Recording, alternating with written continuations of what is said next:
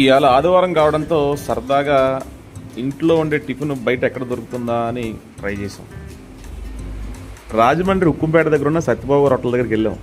దాదాపు 2002 నుంచి, అంటే 22 సంవత్సరాల నుంచి రన్ చేస్తున్న పూరిపాక, అంటే అప్పట్లో మనం కాకా హోటల్ అనేవాళ్ళం, అలాంటి టిఫిన్ సెంటర్ దగ్గరికి వెళ్ళాం. పొద్దున్నే ఉల్లి దోశ, ఒక పెసరెట్టు, వేడి వేడి పొగల కక్కే ఇడ్లీ, అబ్బాబ్బాబ్బా, వేడి వేడి ఉల్లి బజ్జీలతో పాటు మైసూరు బజ్జీ. అసలు తిందామంటే జనం చూస్తే మాకు మతిపోయింది. ఒక దోశ తినాలంటే మినిమం మనం 20 నిమిషాల నుంచి పావుగంట వెయిట్ చేయాలి, అంత టేస్ట్ ఉంది అక్కడ.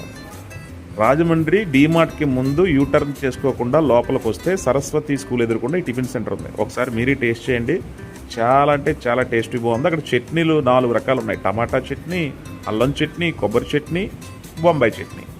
Super taste. అసలు మైసూరు బజ్జీ అంటే చిన్న చిన్న బజ్జీలు అలా మెత్తగా తింటే అదిరిపోయింది. అసలు ఆ పెసరెట్టులో విడిగా ఉప్మా వేసుకుని నంచుకు తింటే ఆ సత్యబాబు గారు లోపల ఆంటీ గారు చేసే వంటకం సూపర్ అనమాట. ఒకసారి మీరు వెళ్ళి ట్రై చేయండి. రాజమండ్రి ఉక్కుంపేట కాకా హోటల్. ఆ రోజులు పాకలో టిఫిన్ గుర్తొస్తుంది అనమాట. వెళ్ళి ఒకసారి మీరు కూడా ట్రై చేయండి.